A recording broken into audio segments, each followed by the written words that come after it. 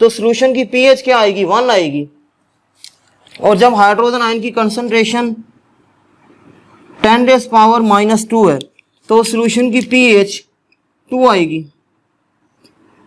अब ये 1 और 2 कैसे आएगी, क्योंकि हम जानते हैं कि तो पीएच है, pH is equal to minus log into molar concentration of hydrogen ion. PH इसकी इक्वल होती है। अब यहाँ पे हाइड्रोजन आयन की कंसंट्रेशन अगर हम 10⁻⁻1 पुट करें, माइनस log इनटू 10⁻⁻1, अगर हम हाइड्रोजन आयन की कंसंट्रेशन 10⁻⁻1 पुट करें तो log की प्रॉपर्टी है कि पावर स्टार्ट में आ जाती है, ये माइनस और ये -1 है, माइनस माइनस करेंगे तो ये प्लस हो जाएगा, और log 10 की वैल्यू 1 होती है। सोल्यूशन की पीएच 1 आई है। और पीएच 2 कब आएगी, जब सोल्यूशन में हाइड्रोजन आयन की कंसंट्रेशन 10⁻² है, और वो भी हम कैलकुलेट कर सकते हैं with the help of this equation. जब यहाँ पे हम इस इक्वेशन में हम हाइड्रोजन आयन की कंसंट्रेशन पुट करेंगे 10⁻² तो पीएच 2 आएगी। 10⁻1 को हम यूं भी लिख सकते हैं 0.1, और 10⁻2 को हम यूं भी लिख सकते हैं 0.01। तो अब इन दोनों में से ज्यादा कंसंट्रेशन वाली वैल्यू कौन सी है, 10⁻1 है। 10⁻1 इज ग्रेटर देन 10⁻2, या फिर 0.1 इज ग्रेटर देन 0.01। यानी कि जब हाइड्रोजन आयन की कंसंट्रेशन हायर होगी तो सोल्यूशन की पीएच लेस देन आएगी। अब इस सोल्यूशन में हाइड्रोजन आयन की कंसंट्रेशन ज्यादा थी, 10⁻1 थी, तो उसकी पीएच 1 आ रही है। और जिस सोल्यूशन में हाइड्रोजन आयन की कंसंट्रेशन स्मॉल थी या लेस थी, 10⁻2 थी, उसकी पीएच ज्यादा आ रही है। यानी जिसकी पीएच ज्यादा आएगी उसमें हाइड्रोजन आयन की कंसंट्रेशन लोअर होगी, और जिसकी पीएच स्मॉल आएगी उसमें हाइड्रोजन आयन की कंसंट्रेशन हायर होगी। और अगर हम इन बोथ सोल्यूशन को कंपेयर करें तो इसमें इस सोल्यूशन में हाइड्रोजन आयन की कंसंट्रेशन 10 टाइम्स ज्यादा है as compare to solution having pH 2। अब 10 टाइम्स ज्यादा कैसे है, इस वैल्यू को 0.1 को अगर मैं 10 पे डिवाइड करूं तो ये आंसर आता है 0.01।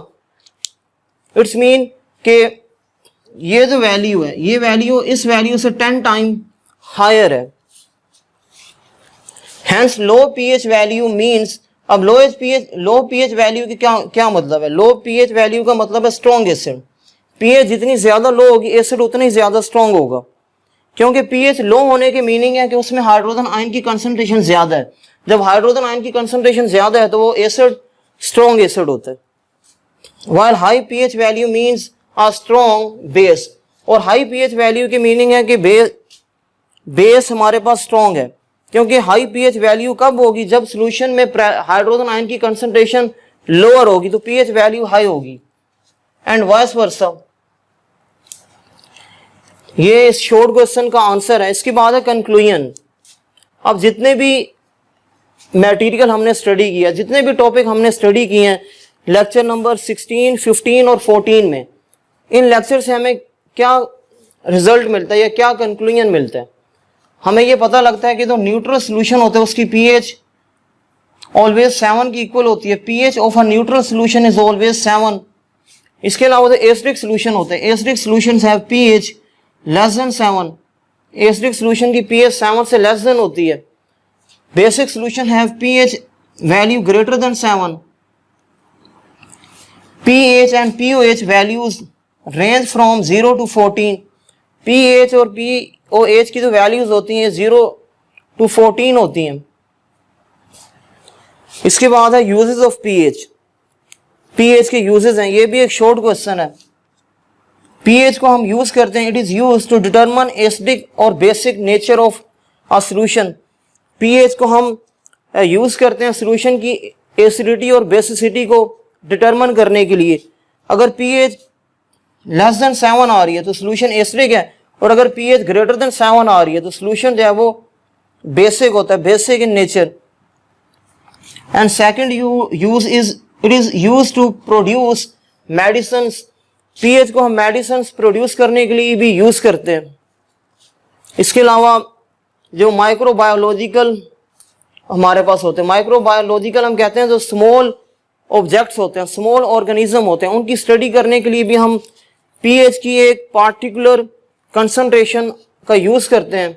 हाइड्रोजन आयन की पार्टिकुलर कंसंट्रेशन का हम यूज करते हैं माइक्रोबायोलॉजी के लिए। Microbiology mean study of micro organisms. इसका थर्ड यूज है, it is use to prepare solutions of required concentration, यानी रिक्वायर्ड कंसंट्रेशन सॉल्यूशन को बनाने के लिए भी हम pH का यूज करते हैं, और उन रिक्वायर्ड कंसंट्रेशन सॉल्यूशन का हम यूज करते हैं बायोलॉजिकल केमिकल रिएक्शंस में।